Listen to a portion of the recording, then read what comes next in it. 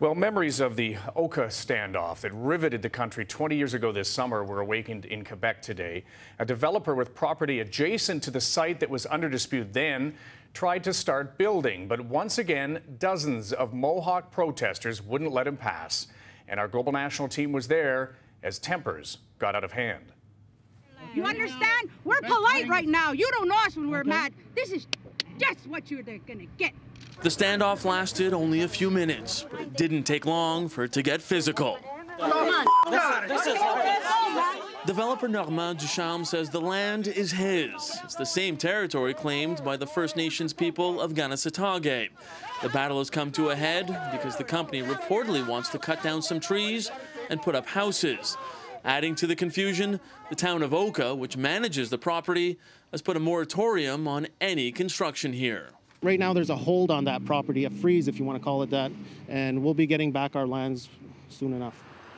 You have to think that Ducharme knew what he was getting himself into. This land has a rich history of conflict. 20 years ago, the Oka crisis was fought right across the road. The standoff lasted 78 days, during which a provincial police officer was killed and the Canadian Army was called in. All that because the municipal golf course was set to expand over sacred native burial grounds. And it's clear, 2 decades later, land is still a very touchy subject. There's no dispute in our eyes. It's ours. But if he needs to be reminded, we're here to remind him. Back then, the federal government brokered a peaceful deal, and that could be exactly what Ducharme is holding out for.